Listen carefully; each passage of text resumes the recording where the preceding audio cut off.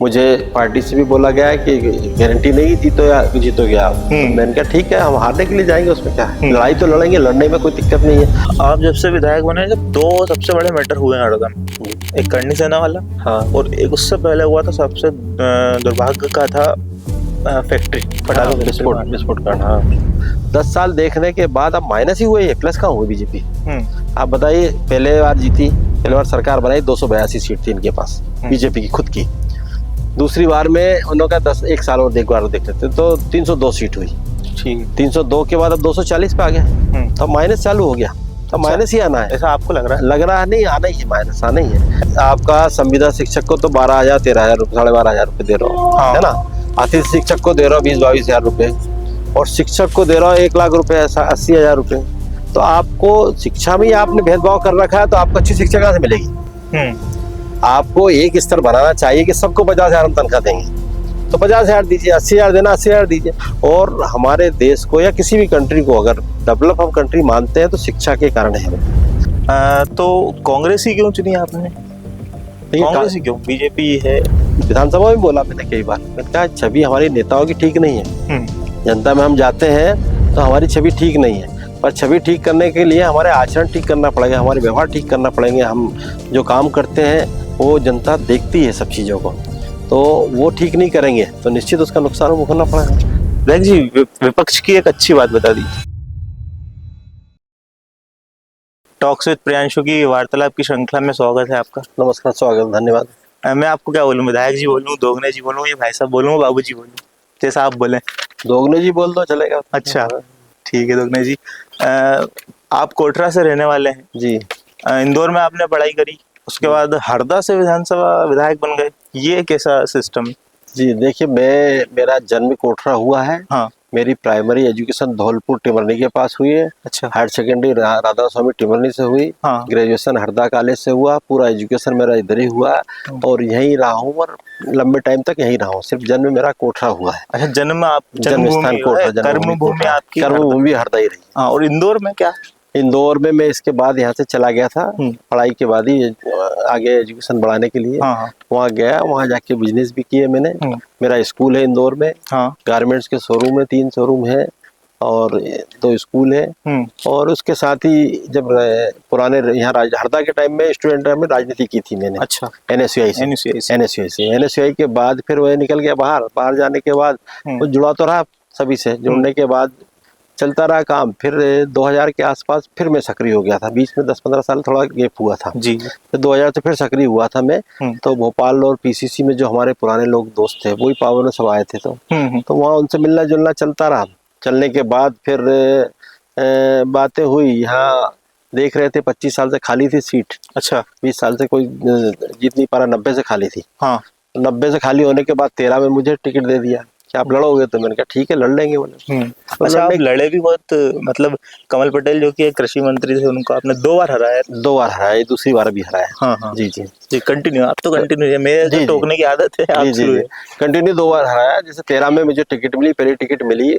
मुझे पार्टी से भी बोला गया है कि गारंटी नहीं जीतोगे आप। तो मैंने कहा ठीक है, हम हारने के लिए जाएंगे, उसमें क्या है, लड़ाई तो लड़ेंगे, लड़ने में कोई दिक्कत नहीं है। और लड़ाई जब लड़ी जाती है तो जीतने के लिए लड़ी जाती है। जीतने के लिए, तो मैंने कहा जीतने के लिए लड़ेंगे, फिर देखेंगे जो परिणाम आएगा। फिर लड़ना तो हाँ, तो मैं आया फिर यहाँ यहाँ सक्रिय तो मैं काफी टाइम से था, 6-7 से था सक्रिय हरदा में। और उसके बीच में एक बाई इलेक्शन हुआ था लोकसभा का, उसमें सुखदेव पांसे कांग्रेस के प्रत्याशी थे, उनके उसमें खूब प्रचार किया मैंने। काम किया, उसी टाइम से मैं लगा था यहाँ। अच्छा। तो वो लगा रहा तो फिर मुझे पार्टी ने ऑफर किया कि टिकट आप लेंगे क्या, चुनाव लड़ेंगे। मैंने कहा लड़ लेंगे हम। और उसी उद्देश्य से आए यहाँ। तो मैं 12 में मैंने यहाँ मकान भी बनाया। मेरा मकान अंदर था, छोटा मकान था, तो फिर हमने यहाँ बनाया। यहाँ बना के यहाँ कार्यक्रम गतिविधियां पार्टी की चालू की। और चालू करने के बाद 13 में जो टिकट हुआ नवंबर में, चुनाव लड़ लिए। चुनाव लड़ा, ताकत से चुनाव लड़ा, जीत गए। अच्छा। हाँ, तो जीतने के बाद 5 साल 13 से 18 विधायक रहा। अच्छा जी।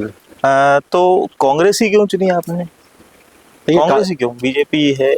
देखिए, कांग्रेस से जुड़ा हुआ था मेरा, और बेस मेरा कांग्रेस ही थी शुरू से। NSUI से जुड़ा हुआ था कॉलेज टाइम से। तो और कांग्रेस की विचारधारा से शुरू से ही रहा हूँ, परिवार भी रहा हमारा कांग्रेस विचारधारा से।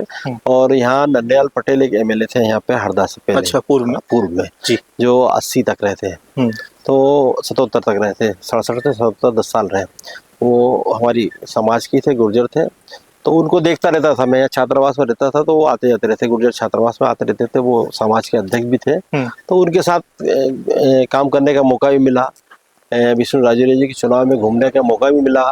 विष्णु राजौरिया जी का 85 में मैं यहाँ पोलिंग एजेंट भी रहा हरदा में। अच्छा, पोलिंग एजेंट रह के भी मैंने काम किया। हाँ। तो वो काम करते करते जब देखा, जुड़ा रहा हमेशा, तो इसलिए कांग्रेस से रहना था, सवाल ही नहीं थी दूसरी जगह जाने का। जी, थोड़ा सा बचपन के बारे में बताइए, भाई बहनों के बारे में, थोड़ा सा परिवार के बारे में बताइए। जी, मेरे परिवार में हम लोग, पिताजी 5 भाई थे जो कोठरा में रहते हैं सब लोग। कोठरा में, हाँ, वहाँ। और हम लोग 4 भाई हैं। अच्छा, 4 भाई हैं। 4 भाई में से मेरे एक ब्रदर धौलपुर रहते हैं, यहाँ टिमरनी के पास में। एक कोठरा रहते हैं। मैं तीसरे नंबर का हूँ। अच्छा, जो इंदौर स्कूल भी था मेरा और बिजनेस था, तो मैं वहाँ से फिर यहाँ आके ये काम कर रहा हूँ और यहाँ स्कूल डाल रखा मैंने भी। हाँ, देखा भी पीछे। हाँ जी। और इसके साथ में छोटा ब्रदर है, तो वहाँ उसने भी 3 शोरूम उसके गारमेंट्स के हैं, एक स्कूल है उसके पास भी, तो वहाँ बिजनेस कर रहा है वो भी। मतलब आप शुरू से संपन्न परिवार? संपन्न ही थे, संपन्न थे। अच्छा, हमेशा संपन्न है। घर से भी उस टाइम भी जमीनें, अच्छी जमीनें थी हमारे पास, ऐसा कोई नहीं। परिवार के दादाजी थे, उनके पास भी 150 एकड़ जमीन थी, 5 भाइयों में बटी। फिर वो हम लोगों के पिताजी वगैरह ने भी जमीनें बढ़ा ली। और उसके बाद फिर हम लोग आए, तो हम लोगों ने भी अपना बिजनेस बढ़ाया। अच्छा, तो हमेशा मेहनत की है, खेती से ही आगे बढ़े हम लोग, खेती से आगे बढ़े। अब मुझे बताइए, आप बचपन की कोई सी शरारत बताइए, इस पे आपको बाबूजी, आपके पिताजी ने डांटा हो? पिताजी ने डांटा हो? हाँ, ये तो खतरनाक बात। थोड़ा सोचिए, थोड़ा गंभीर। 40-50 साल पुरानी बात आप पूछ रहे हैं मुझसे। 40 साल पुरानी। तो ऐसी कोई सी बात? जी। नदी नहाने चले गए थे? नदी नहाने गए थे, बिल्कुल सही है। वहाँ हमारे यहाँ गंजाल नदी है। मैं नहाने चले गए थे और नहा के हम लोग लेट आए थे, तो उस पे से बहुत डांट पड़ी थी हमको। अच्छा। और इतना टाइम नहीं लगाना चाहिए, नहाने जाओ तो टाइम से वापस आओ। कोई नदी गहरी है, उसका डर भी था कि डूब जाओ या कुछ तरह का हो जाएगा, तो इस तरह से डांट बहुत जम के पड़ी थी उसकी। अच्छा। उसमें हम 2-3 लोग थे। उसमें सभी साथी थे साथ में, तो हम लंबे 3-4 घंटे में आए, तो उससे पिताजी नाराज हुए थे कि। अच्छा, स्कूल में आपको ऐसा महसूस हुआ कि यार अब तो बड़े हो गए, अपने को नेतागिरी करना, ऐसा कुछ? नहीं, ऐसा कोई उद्देश्य नहीं था कि नेतागिरी करना। ये तो सरकमस्टेंस ऐसे बने कि जो आ गए हम लोग राजनीति में। मेरा कोई एक्सीडेंटल हूँ राजनीति में, ये मान के चलिए। मेरा कुछ दोस्त ने बोला होगा कि यार बड़े होकर नेतागिरी करना है। वो लीडरशिप तो कर रहा था मैं। देखिए, स्कूल में भी करता था। स्कूल टाइम में भी मैं क्लास में कैप्टन वगैरह रहा हूँ। इसके बाद हायर सेकेंडरी में मैं रहा हूँ, एनसीसी में रहा हूँ मैं, एनसीसी में उसमें सार्जेंट वगैरह रहा हूँ। फिर इधर कॉलेज में आया, तो कॉलेज में भी हम एनसीसी में अंडर ऑफिसर रहा हूँ। यहाँ शुक्ला जी थे हमारे, जो प्रोफेसर शुक्ला थे, एनसीसी के अधिकारी थे, तो उन्होंने मुझे अंडर ऑफिसर बनाया था देख के। और यहाँ छात्रावास में रहा था, तो छात्रावास में भी मैं अध्यक्ष रहा। गुर्जर छात्रावास जो था, वहाँ 175 करीब बच्चे रहते थे, उसमें उनका भी लीडर था मैं। तो लीडरशिप तो शुरू से की है मैंने। और उसी के साथ में, उसी को देखते हुए हमारे जो नन्हेलाल जी पटेल थे, उन्होंने मुझे 85 के चुनाव में साथ में गाड़ी में, उनके साथ में, जब हम यहाँ कॉलेज में थे तो साथ में वो ले जाते थे। और उसके साथ मेरे को पोलिंग एजेंट भी उन्होंने बनाया कि जाओ बैठो, एजेंट बनो वहाँ। तो वो चीज़ें की थी, तो बिल्कुल वो देखकर। और बहुत सारी चीज़ें मैंने नन्हेलाल पटेल जी से सीखी है, उनसे उनका अनुसरण करता हूँ मैं, क्योंकि उन्होंने बहुत ईमानदारी से और साफ सुथरी राजनीति की है। और उसी उद्देश्य से मैं भी और उनको देखते हुए करता हूँ कि वो एक अच्छे इंसान थे। आज हरदा में कोई भी उनके ऊपर दाग नहीं है, अन्य कोई बोल सकता उन्होंने कि गलत काम किया उन्होंने। तो वही सोच के मैं भी करता हूँ। और आज की राजनीति के हिसाब से, हालांकि वो नहीं पसंद करते लोग, फिर भी ईमानदारी है लोगों में, है ईमानदारी की पसंद तो है होने को। लोग सोचते हैं कि इस टाइप से होना चाहिए, ये करो वो करो, तो मैं उस चीज में विश्वास नहीं रखता हूँ। मैं अपने सीधे हर चीज संभव नहीं है। और जी, बिल्कुल संभव नहीं है। हर चीज तो संभव है ही नहीं है। पर देखो क्या होता है कि राजनीति को लोग गलत नजर से देखते हैं। अधिकतर देखा गया कि राजनीति मतलब बदमाश है कि नहीं, यही माना जाता है। और मैं नहीं मानता। थोड़ी सी उसमें शरीफ ने बदमाशी बिल्कुल नहीं है मेरे में। बदमाशी करता हूँ मैं, अपना सीधा चलता हूँ, और जो करना है वो सीधी बात करता हूँ। जो बदमाशी कर रहा है उनका, वो बदमाशी करते हैं, नुकसान उठाते हैं, हारते हैं लोग। उठाया है? हाँ, उठाया, लोगों ने उठाया है। बता दिया लोग। हाँ, वही तो वो चीजें होती हैं। आप देखोगे कहीं भी आजकल वो नहीं है, शरीफाई का जमाना है। और आप सब समझते हैं, पढ़े लिखे लोग हैं। पुराना जमाना गया। पहले की पटेल एक गाँव में जाके बोल देते थे कि ये गांव को वोट इस तरफ देना तो उस तरफ देते थे। आज वो स्थिति नहीं रही। हर गांव में हर आदमी समझता है, अच्छा बुरा समझता है, कौन अच्छा इंसान है वो समझता है, कौन काम करेगा ये समझता है। तो इस तरह से सब लोग सब समझते हैं, तो उस हिसाब से अपने को भी ढलना चाहिए, उस हिसाब से रहना चाहिए। और मैं तो साफ सुथरा काम है, क्योंकि शिक्षा से जुड़ा हुआ तो हमेशा पीएचडी करी पीएचडी की है मैंने। हाँ, मैंने पीएचडी की, मैंने काहे करी? मैंने सोशलॉजी समाज शास्त्र में। अच्छा। समाज शास्त्र मैंने 2 एमए किए। एमए पब्लिक एडमिनिस्ट्रेशन किया, लोक प्रशासन जो होता है उससे किया है। एमए समाज शास्त्र किया, एमफिल की समाज शास्त्र से, और पीएचडी समाज शास्त्र की। और पीएचडी करने के बाद क्यों शिक्षा से जुड़ा हुआ था तो पीएचडी इसलिए इंटरेस्ट था, और पढ़ाई में मेरा इंटरेस्ट है, और शिक्षा के क्षेत्र में नई चीज़ करने का हमेशा इंटरेस्ट रहता है, तो वही किया। मेरा इंदौर में सीबीएसई स्कूल है, ये मैंने आईसीएसई लेके आया है यहाँ पर, जो आसपास 2, 4, 5, 10 जिलों में नहीं है आईसीएसई स्कूल। जो बड़े बड़े भोपाल और इंदौर में बड़े बड़े स्कूल है, बाकी छोटी जगह बहुत कम स्कूल है, तो वो आईसीएसई लेके आए। और अच्छी चीज़ करो, अच्छा काम करो, मेरा उद्देश्य ये रहता है। ठीक है, नफा नुकसान होता है, किसी भी बिजनेस को किसी काम को करो तो नुकसान भी होता है, तो नुकसान से डरना नहीं चाहिए। अगर आप नुकसान से डर गए तो तकलीफ होगी। नुकसान से डरना नहीं चाहिए, नुकसान अगर हो रहा है तो कल को फायदा देगा, पर आप सैद्धांतिक रहें, आप थोड़ा अच्छे काम करें, अच्छी सोच के साथ काम करेंगे तो निश्चित सफलता मिलती है।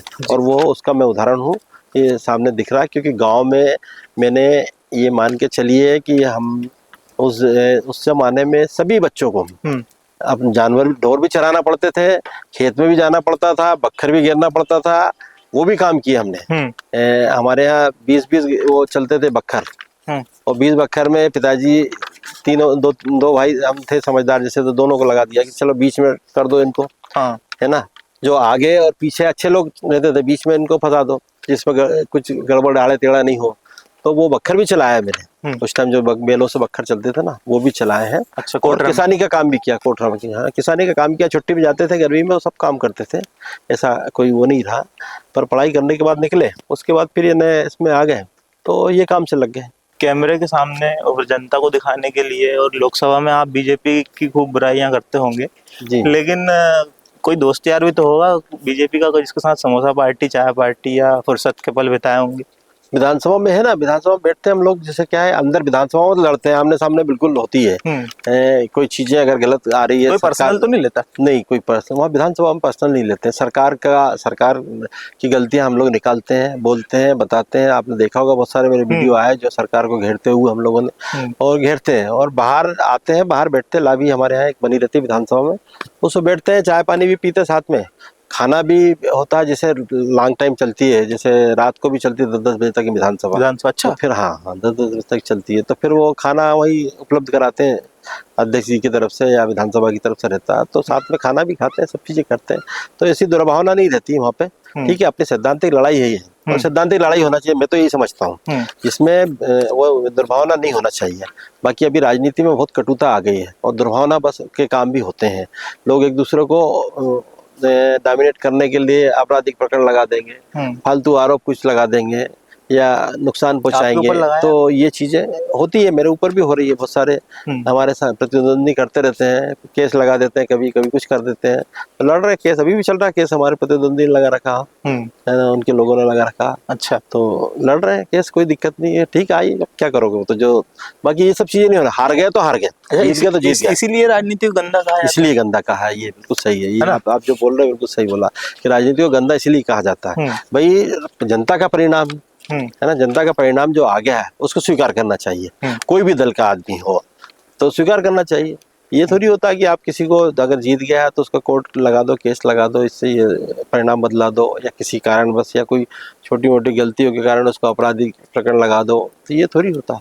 आप देखिए, उसको सैद्धांतिक बात होना चाहिए और सैद्धांतिक सोच भी होना चाहिए। और राजनीति में जब तक ये नहीं आएगी, जब तक साफ सुथरी राजनीति नहीं कहलाएगी। इसीलिए लोग विश्वास कम करते हैं राजनीतिक लोगों पे, मैं मानता हूँ बिल्कुल।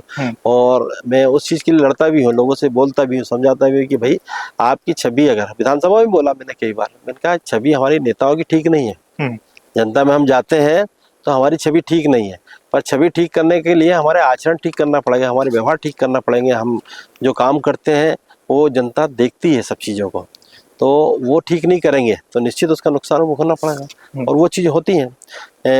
ये मान के चलिए, मैं तो ये कहता हूँ नेता है, राजनीति जो करने वाले लोग हैं या विधायक सांसद हैं, उनके पीछे तो कैमरा चलता है, ये मान के चलिए आप, है ना।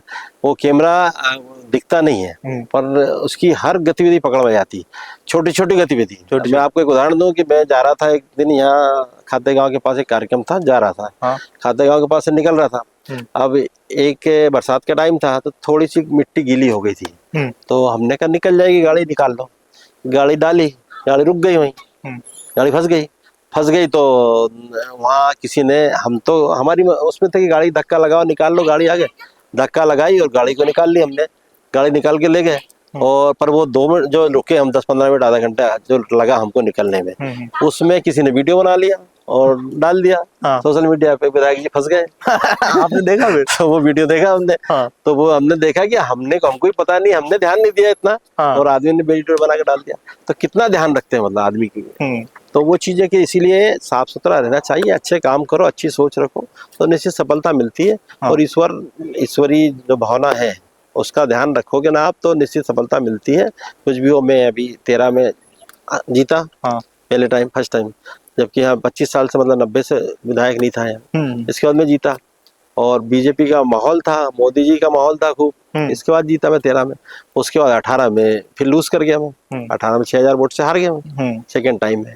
तो कोई कमियां नहीं होगी और सामने वालों ने कुछ देखा होगा या सामने वालों को देखा होगा पब्लिक ने कि यार इसकी सरकार है, इसको फिर से जिताओ, सरकार बन रही हो तो सही है। उसके बाद 18 हार गया, फिर मैं 5 साल लगा रहा अपना, जो सेवा जो विधायक के टाइम कर रहा था वैसे की वैसी सेवा फिर करता रहा। अच्छा, लोगों के बीच में पूरे टाइम रहा, तो निश्चित है फिर 23 में फिर जीत गया। तो यह है कि पॉजिटिव चीज का फायदा मिलता है, और नेगेटिव में रहता या 5 साल नेगेटिव रहता तो निश्चित फिर वापस थोड़ी आ पाता है। तो वो चीजें नहीं होना चाहिए। अच्छा, आपने एक चीज तो बताई नहीं, आप जॉब भी करते थे? हाँ, मैं बीच में जॉब में गया था, मैं इंटेलिजेंस ब्रांच होती है उसमें था, और मेरी फर्स्ट पोस्टिंग यहाँ से रायगढ़ हुई थी। उसमें क्या काम था? उसमें इंटेलिजेंस होता है, गुप्तचर शाखा होती है। अच्छा, हाँ, गवर्नमेंट जॉब? गवर्नमेंट। उसको छोड़ के आ गया? उसको छोड़ दिया था मैंने। पेपर निकाला था? हाँ, पेपर निकाला था। पेपर निकालने के बाद इंटरव्यू हुआ था, तो निकाल कर मेरी पोस्टिंग पहले रायगढ़ हुई थी, छत्तीसगढ़ में। और क्योंकि पहले MP एक ही था, 85 में मैंने ज्वाइन किया था वहाँ, और वहाँ से फिर ट्रांसफर लेके मैं 90 करीब आया था इंदौर, और इंदौर में फिर पूरा सेटअप हुआ। तो इंदौर में आने के बाद छोड़ दिया था मैंने, इंदौर थोड़े दिन किया और छोड़ दिया मैंने। वहाँ इंदौर में काम किया, पासपोर्ट एक सेक्शन होता है, उसमें पासपोर्ट की जांचें होती, बहुत सारी सब चीज़ें होती जो, तो उनके साथ पासपोर्ट का काम मैंने किया और पासपोर्ट का वहाँ इंचार्ज रहा हूँ मैं। अच्छा, इंदौर में। और उसके बाद थोड़े दिन बाद मेरे को काम करना था, दूसरा बिजनेस करना था। मुझे लग रहा था कि यार इसमें दम नहीं है, मजा नहीं आ रहा है, तो उस हिसाब से एक तो वैसी पटेल मैंने PSC भी निकाली थी, CMO के लिए मुझे इंटरव्यू भी दिया मैंने। अच्छा, पास हो? PSC भी निकाली, रिटर्न निकाला था, ओरल में रह गया था। अच्छा, तो ये सब चीजें भी की है, PSC दी है मैंने।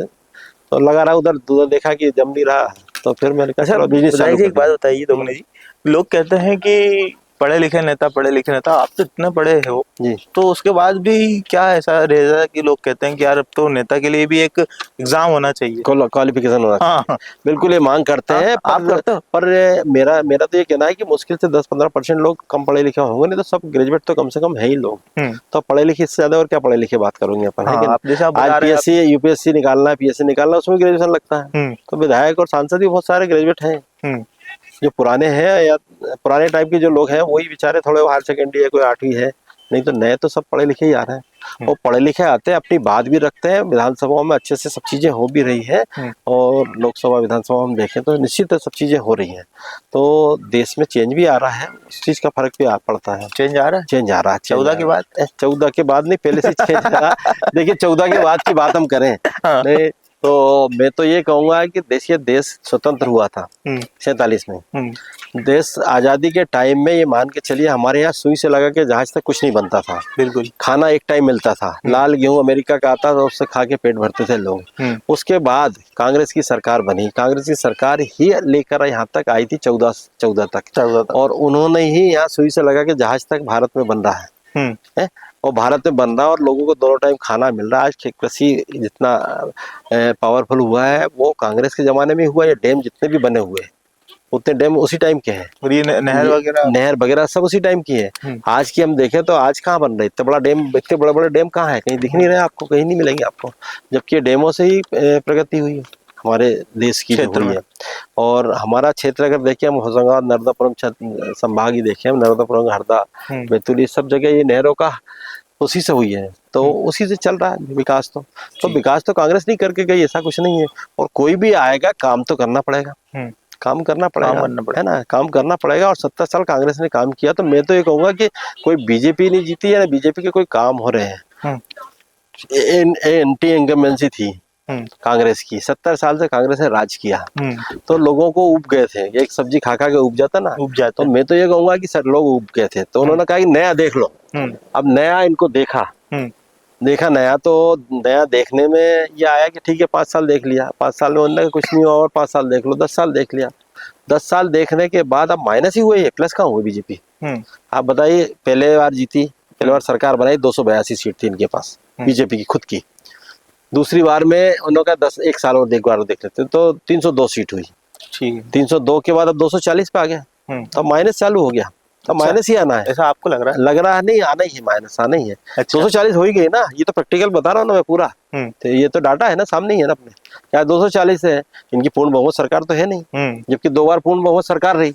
हाँ, अब पूर्ण बहुमत सरकार नहीं है, तो आप जब पूर्ण बहुमत सरकार नहीं है, तो निश्चित आपका नेगेटिव तो है ना जनता में, तभी तो वोट नहीं दिया। तो आने वाला समय भी ऐसे ही आएगा। और वो जो बताया ना उब गए थे लोग, वो चीज भी चेंज आ रही है, वो भी चेंज आ रही है। सबने देख लिया कि हम कहते हैं कुछ है, करते कुछ है, तो उसका फर्क तो दिखेगा ना। हम मतलब आप भी नहीं, सभी जो सरकार वालों की बात कर रहा हूँ, हम तो कह रहे हैं मजाक था एक हल्का। चलिए ठीक है, अब मजाक में अपन रैपिड फायर राउंड खेलते हैं। पोहा जलेबी या दाल बाफले? पोहा जलेबी। दाल बाफले क्यों नहीं? दाल बाफले भी पसंद, भारी हो जाते हैं क्या? भारी हो जाते हैं, नींद ज्यादा आती है। हाँ, पोहा जलेबी हल्की चीज है। हाँ। और जलेबी का ज्यादा शौकीन मैं हूँ। अच्छा। पोहा जलेबी, इंदौरी वाले तो वैसे भी बहुत, इंदौर में तो पोहा जलेबी बहुत फेमस है। हाँ। क्रिकेट खेलना या पुरानी फिल्म देखना? मुझे क्रिकेट खेलना भी अच्छा लगता है, और पुरानी फिल्म तो बहुत कम देखता हूँ, ये हाल, आखिरी बार क्योंकि टाइम मिल ही नहीं पाता। आखिरी बार कौन सी देखी थी? याद नहीं है। गदर वगैरह देखी थी, बहुत टाइम हो गया ये, मतलब हाँ, बहुत टाइम हो गया। और क्रिकेट कब से नहीं खेला? क्रिकेट तो अभी भी खेलते हैं। क्रिकेट तो अभी तो औपचारिकता वाली ज्यादा रहती है, बाकी टीम उसमें तो नहीं खेल पाते, क्योंकि टाइम उतना मिल नहीं पाता था। हाँ। अभी शुभारंभ करना क्रिकेट का, तो वहाँ खेले आते हैं 1-2 ओवर। ठीक है। किसान या प्रोफेसर? देखिए, मैं किसान भी हूँ, मेरे पास जमीन भी है, खेती भी करता हूँ मैं, लेकिन वो प्रोफेशनल में तो स्कूल मेरा चला रहा हूँ, तो ये सेवा की उस हिसाब से काम करता हूँ। और मैं बताया ना कि मैंने पॉजिटिव सोच के मैं काम करता हूँ। मैं अगर इतना पैसा इसमें स्कूल में लगाया होता, दूसरे जगह लगाता तो बहुत कम आता, पर एक सुकून जो मिलना चाहिए मुझे स्कूल में मिलता है, तो मैं इसलिए स्कूल खोल के चला रहा हूँ। जैसे इंदौर में मैंने स्कूल खोला है, अभी स्कूल खोला, तो उसी उद्देश्य से काम कर रहा हूँ कि इसमें एक सेवा की भावना भी रहती है। और बच्चे जो निकलते हैं, जब हमारे बच्चे पढ़ाए हुए जब अमेरिका गया, कोई ब्रिटेन गया कोई कहे, मेरे कम से कम 500 बच्चे विदेश में हैं। अच्छा। मेरे स्कूल से निकले हुए जो इंदौर। तो विदेश में ज्यादा अच्छी शिक्षा है? नहीं, स्कूल शिक्षा नहीं, जैसे शिक्षा यहाँ से लेके गया, हायर सेकेंडरी तक स्कूल है हमारा, 12 तक है। 12 के बाद जो किसी ने बी किया, किसी ने कुछ किया, तो बी करके निकल के गए हैं लोग, और निकले हैं। 1-2 PSC से भी क्रॉस हुए हैं, कुछ अधिकारी भी हैं, कुछ डॉक्टर्स भी हैं, MBBS और MS वगैरह भी है, वो भी किए हैं, तो इसके निकले हैं। तो वो सुकून जो मिलता है बच्चों को देखकर, और जब वो बच्चा हमको जब भीड़ में पहचानता है और पैर छूता आशीर्वाद लेता है, तो वो सुकून बहुत बड़ा सुकून होता है शिक्षक के लिए। तो वो उसी सम्मान के कारण उसी क्षेत्र में काम करता हूँ। सोशल मीडिया सरदर्द है या फिर आशीर्वाद? सोशल मीडिया सरदर्द है मेरे हिसाब से, तो अच्छा। उसमें हाँ, नेगेटिव चीजें ज्यादा है, 90% नेगेटिव है, 10% पॉजिटिव है। तो पॉजिटिव चीजों पे, पॉजिटिव चीज को तो लेना चाहिए, पर पॉजिटिव चीज। मैं आपको एक सलाह दूं जी, आपका सोशल मीडिया कमजोर है जी, मेरा सोशल मीडिया मत मानिएगा। हाँ, बिल्कुल मैं उस पर थोड़ा ध्यान नहीं देता हूँ। वही मैंने सोचा ना कि मेरा दिमाग में वही है कि हाँ, तो क्या होता है कि आजकल क्या है, सोशल मीडिया का जमाना हो गया। आज हमारी युवा पीढ़ी पूरे सोशल मीडिया पे जुड़ी हुई है, और वो चाहते हैं कि उस पे आए, उसी जो दिखता है वो दिखता है, ये चलता है। हाँ। सही है ना। और सोशल मीडिया पे थोड़ा सा एक्टिव रहिए। सोशल मीडिया पे जी बिल्कुल, ये मेरी पर्सनल आपसे वो है। जी सोशल मीडिया पे काम करते हैं थोड़ा थोड़ा, और बढ़ाएंगे उसको, बढ़ाते हैं, और क्या। जनता या परिवार? देखिए, जनता है, परिवार तो खत्म है मेरे लिए, तो मतलब सभी के लिए, राजनीतिक जितने भी लोग हैं, परिवार के साथ में टाइम ही नहीं दे पाते परिवार को हम लोग, ये स्थिति रहती है। अच्छा। हमें राजनीतिक लोगों की स्थिति है, अधिकारी तो 10:30 बजे जाएगा, 5 बजे 6 बजे के बाद मोबाइल बंद कर देगा या दरवाजा बंद कर देगा, नहीं मिलेगा जनता से। हम लोग नहीं कर सकते, हमको तो सुबह उठाने से लगा के सुलाने तक जनता ही करती है। 6 बजे भी कोई आ जाएगा कि मेरा ये काम है, मेरे अस्पताल में भर्ती है, मेरे को वहाँ इलाज नहीं मिल रहा है, तो हमको उठकर उसके लिए फोन करना ही पड़ेगा डॉक्टर को कि ये देखिए कौन की प्रॉब्लम है। और रात को 2 बजे भी आएगा कि मेरी समस्या हो गई, मेरा एक्सीडेंट हो गया, मेरे परिवार के सदस्य की डेथ हो गई है या हो गई, पुलिस सुन नहीं रही है, तो तत्काल फोन उसको भी लगाना ही पड़ता है। तो इस तरह के पूरा का पूरा जीवन राजनीति में तो जनता के बीच में जाता है, और जनता के उसमें जा रहा है। मेरा तो खैर ईश्वर ने टाइम अच्छा दिया मुझे, सब चीज़ें मेरी हो गई थी, पारिवारिक लाइफ पूरी जवाबदारी भी खत्म हो गई थी, उसके बाद ही मैं राजनीति में आया हूँ। मेरे बच्चे जो है उस टाइम 2 बच्चे हैं, एक बालिका एक बालक है जी। बालिका डॉक्टर है, MS हो गई है, DNB हो गई है उसका, MS गायनेकोलॉजिस्ट है इंदौर में, और बालक BE करा के उसको MBA करा दिया था, उसकी भी PhD हो गई है। वो स्कूल मेरा स्कूल संभाल रहा है, स्कूल इंदौर वाला संभाल रहा है जी। तो वो चीज़ें करके आए, इसलिए टाइम भी दे पा रहे, कोई दिक्कत नहीं है। और नहीं तो बाकी परिवार की जवाबदारी तो भी दिक्कत आती है, वो नहीं पूरी कर पाओ तो वो भी समस्या आती है। तो ये सब चीज़ें ऐसी चल रही है। विधायक जी, विपक्ष की एक अच्छी बात बता दीजिए। विपक्ष की अच्छी बात यह है कि कोई तो अच्छी होगी, इतना सोचने की लंबा सोचना। अच्छा। मतलब इतना खतरनाक है क्या विपक्ष? विपक्ष की जो मेरे विपक्ष की बोल रहे ना आप? हाँ हाँ, आपके विपक्ष की। तो हम लोग भी विपक्षी है ना, इसलिए। अच्छा, ये बड़ा कंफ्यूजन है। पता लगा आपके विपक्ष की हम, मतलब जो सत्ता पक्ष है उसकी है ना, सत्ता पक्ष की जो है, सत्ता पक्ष की अच्छी बात यह है कि उन्होंने OBC मुख्यमंत्री बनाया है, OBC को मुख्यमंत्री बनाया है, OBC की जनसंख्या के हिसाब से उनको दिया है, तो ये अच्छी बात है। क्या अच्छा, ये आपके अनुसार है? हाँ, ठीक है। अब एक यस और नो राउंड खेलेंगे, आपको यस और नो में जवाब देना, ठीक है? क्या कभी भाषण देते समय आप अपना बोल भूल गए, मुझे ये बोलना था और अटक गए हो? नहीं, वो तो होता है, ये बिल्कुल होता है। होता है। क्या होता है कि हम तैयारी करके जाते 10 पॉइंट, वहाँ टाइम देखते कम मिल रहा अगर, तो वो 5 पॉइंट भी खत्म हो जाता है, तो मुख्य पॉइंट कभी कभी रह जाता है और दूसरे पॉइंट पे बोल गए। अच्छा, ऐसा ये भी रहता है। तो ठीक। क्या आपको कभी अपनी पार्टी के किसी फैसले पर गुस्सा आया? गुस्सा नहीं आया, ये चीजें मैंने पार्टी में रखी अपनी बात, ये गलत है, ये गलत है। हाँ, बिल्कुल करता हूँ मैं बात, ये करता हूँ मैं बात, और अभी भी करता हूँ मैं। तो अगर लग रहा मुझे गलत की ये गलत है, और मैं उसका क्लू भी देता हूँ, समझाता भी किस तरह से गलत है, क्यों, हाँ, इसको इससे सुधार कर सकते हैं अपन। तो मेरी बातें भी एक्सेप्ट भी हुई है, बहुत सारी चीजें एक्सेप्ट भी होती हैं। क्या आपको लगता है कि राजनीति में आने के बाद आपकी पर्सनल लाइफ खत्म हो गई है? तो बताइए। बिल्कुल, पर्सनल लाइफ खत्म हो गई है। क्या आपको हारने से डर लगता है? नहीं, कोई डर नहीं है, एक बार हार चुका हूँ मैं, इसलिए डर खत्म हो गया। हरदा के उस लड़के के लिए आप क्या मैसेज देंगे जो आज टूटी चप्पल पहनकर बड़े सपने देख रहा है? उसके लिए मेरा मैसेज ये है कि अगर किसी चीज काम को कर रहे हो, आप ईमानदारी से करोगे, तो वो टूटी चप्पल से आप हेलीकॉप्टर या हवाई जहाज पे पहुंच जाओगे। और ईमानदारी नहीं रही, क्योंकि उसके आंकलन खुद को करना चाहिए। अगर हम काम कर रहे हैं, जिस काम को लगन और ईमानदारी से हम काम कर रहे हैं, तो निश्चित सफलता मिलती, कभी नहीं रुकता। आप UPSC PSC में जाना चाहे, नेता बनना चाहे, किसी क्षेत्र में भी जाना चाहे, तो बिल्कुल जा सकते हैं। आप वहाँ जा सकते हैं, टूटी चप्पल से कोई फर्क नहीं पड़ेगा उसका, क्योंकि आपकी मेहनत है, वो आपको खुद को करना पड़ेगा। हम देखते हैं कभी कभी कि एक छोटा सा ठेला लगाने वाला या कोई फुल्की बेचने वाला, वो आदमी बड़ी होटल खोल लेता है और पहुंच जाता है, और पहुंचे हैं।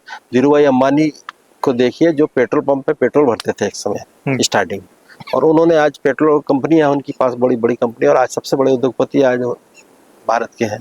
तो ये चीज़ नहीं है, कर्म के ऊपर डिपेंड करता है, और कर्म करोगे तो निश्चित सफलता मिलेगी, बगैर कर्म के कुछ नहीं है। आदमी अगर सोचता है कि मेरे को ईश्वर ला के दे देंगे, तो वो भी नहीं है, कर्म तो करना ही पड़ेगा। कर्म करोगे तो ही ईश्वर साथ देगा, कर्म नहीं करोगे तो ईश्वर भी साथ नहीं देता है। तो इसलिए कर्म जरूरी है, और कर्म अच्छे करोगे, और टूटी चप्पल वाला भी अच्छे कर्म करेगा तो निश्चित आगे निकल जाएगा, और नहीं तो करोड़पति भी नीचे आ जाते हैं, टूटी चप्पल पे आ जाते हैं। सही है। अच्छा, विधानसभा में आपने रखी थी बात, अभी मैं सुन रहा था कार में आते आते, कि अतिथि शिक्षक हाँ, और वो अतिथि शिक्षक, शिक्षक और संविदा ये शिक्षक, पदों को खत्म करा जाए। मैंने यही रखा था। मैंने विधानसभा में यही बात रखी थी कि मैंने कहा कि 3 श्रेणी में आपने बांट रखा। अब आपका संविदा शिक्षक को तो 12,000 13,000 रुपये, 12,500 रुपये दे रहे हो, हाँ। है ना। अतिथि शिक्षक को दे रहा हो 20-22,000 रुपये, और शिक्षक को दे रहा हो 1 लाख रुपये, 80,000 रुपये। तो आपको शिक्षा में ही आपने भेदभाव कर रखा है, तो आपको अच्छी शिक्षा कहाँ से मिलेगी? आपको एक स्तर बनाना चाहिए कि सबको 50,000 हम तनख्वाह देंगे, तो 50,000 दीजिए, 80,000 देना 80,000 दीजिए। और हमारे देश को या किसी भी कंट्री को अगर डेवलप हम कंट्री मानते हैं तो शिक्षा के कारण है, और शिक्षा का स्तर अच्छा होगा तो अपने आप डेवलपमेंट हो जाएगा, उसमें आपको ज़्यादा मेहनत करने की जरूरत नहीं है। और शिक्षा नहीं है तो इसी कारण पिछड़ा हुआ देश कहलाता है। हमारा देश जो पिछड़ा है इसका एजुकेशन के कारण ही पिछड़ा था। आज शिक्षा के क्षेत्र में बढ़ रहे हैं लोग तो डेवलपमेंट भी बढ़ रहा है। आज हमारे विदेशों में जो नौकरी कर रहे हैं तो निश्चित है वो इनकम तो हमारे देश को मिल रही ना, यहाँ आ रही ना, तो टर्नओवर हो रहा, उसका पैसा अगर आता उसके परिवार में आ रहा, वो अगर नौकरी कर रहा तो परिवार में आ रहा, परिवार में रहा तो यहाँ बाजार में भी आ रहा, वो भी सब सामान खरीदते बाजार से, तो वो चीज़ें आ रही। तो निश्चित है कि उसको शिक्षा पे ही विशेष ध्यान देना चाहिए। मैंने तो यही रखा है कि आप सबसे पहला डिपार्टमेंट शिक्षा को मानिए और शिक्षा के ऊपर ध्यान दीजिए। सरकार शिक्षा के ऊपर ध्यान देगी तो निश्चित अच्छा लड़का, अच्छा बच्चा निकलेगा। और सीधा सीधा है, आपने बी की कंप्यूटर से बी करके आप चले गए किसी अच्छी सॉफ्टवेयर कंपनी में तो आपको अच्छी नौकरी मिल गई, और आप नहीं तो यहाँ नहीं पढ़ पाया तो यहीं रह गया फिर। ठीक, ये फर्क पड़ता है। अच्छा, एक और बात रखी थी आपने हंडिया को पर्यटन स्थल बनाने का। जी, मैंने हंडिया को नाभी लोग बनाने के लिए बात रखी थी। जो सभी जगह लोग बन रहे हैं, जैसे नागलवाड़ी लोग, तो ओंकारेश्वर लोग, तो महाकाल लोग, राम राजा लोग, तो इस तरह से हमारा हंडिया भी एक पवित्र स्थान है और ऐतिहासिक नगरी है जी। हंडिया का बहुत पुराना इतिहास है। हंडिया का यहाँ पे आपको बताऊं कि हंडिया में हमारे यहाँ कुबेर के द्वारा स्थापित शिवलिंग है। रिद्धेश्वर भगवान जो इस साइड, जो हंडिया इस साइड वाले हंडिया में जो वो रिद्धेश्वर ये भगवान जिनको बोलते हैं भोलेनाथ की जो वो है मंदिर है, उसको मतलब 5वीं सदी के बता रहे हैं। तो उस समय का है, ये कुबेर के द्वारा स्थापित बता रहे हैं। और कुबेर ने अपने यहाँ तपस्या की थी, भगवान शंकर से उनकी अलकापुरी छिन गई थी, रावण ने छीन ली थी। उसके बाद अलकापुरी छीनने के बाद उन्होंने भगवान से प्रार्थना की। भगवान ने कहा वहाँ नाभि कुंड है, सिद्ध स्थल है, वहाँ जाके आप प्रार्थना करो। तो उन्होंने यहाँ प्रार्थना की थी। उसके बाद उनको काशीपुरी अलकापुरी वापस मिल गई थी, तो वो स्थान है। उसके बाद में आपको बताऊँ कि यहाँ गुरु गोविंद सिंह जी भी रुके थे हंडिया में। अच्छा, हाँ, उनके हाथ से लिखी हुई सनद रखी हुई है। अच्छा, अभी भी है। हाँ, तो वो चीजें भी है। आज गुरु गोविंद सिंह जी को पूरा देश जाना चाहिए, देश मानता है। तो वो चीजों को डेवलप करेंगे या बताएंगे लोगों को, अभी जानकारी नहीं है लोगों को, बिल्कुल बताएंगे तो निश्चित है उसका पर्यटन के डेवलपमेंट बढ़ेगा। उसके साथ ही नाभि स्थल तो है ही, नर्मदा जी का सेंटर है, नाभि स्थल है। यहाँ बड़े बड़े ऋषि मुनि ने भी तपस्या की है यहाँ पर। अभी आपने देखा योगानंद महाराज जी ने बड़ा आश्रम एक बनाया है, 30-35 एकड़ में बनाया, बड़ा मंदिर बनाया है। वो भी आके आखिरी में उनका भी इच्छा यही है कि यही हमारा शरीर छूटे। तो पवित्र स्थली इसलिए तो है। इसके साथ साथ यहाँ अकबर के 9 रत्न थे, उनमें से एक रत्न की यहाँ समाधि भी है, बाजार है यहाँ हंडिया में। अच्छा, हाँ, कोई मुल्ला द प्याजा जो उसकी मजार है यहाँ पे, तो वो भी है। तो बहुत अच्छा स्थल है हमारा हंडिया, पर उसको डेवलप करना चाहिए, किसी ने अभी तक ध्यान नहीं दिया। मैं बार बार वही उठा रहा हूँ कि सरकार को ध्यान देना चाहिए। और मैंने अभी विधायक बनने के बाद इस वाले कार्यकाल में मैंने 1 करोड़ रुपए लाके वहाँ घाट का पूरा डेवलपमेंट कराया। अभी 1 करोड़ से घाट बनवाया। तो पहले घाट भी नहीं था हंडिया तरफ, निमावर घाट था, हंडिया तरफ नहीं था। तो वो चीज़ें स्टेप बनवा के उसको घाट को बढ़िया बनाया, जिसमें आरती वगैरह भी अच्छे से हो सके, प्लेटफॉर्म वगैरह आरती का बनवाया। तो उसको डेवलप करने का हमारा पूरा प्लान है।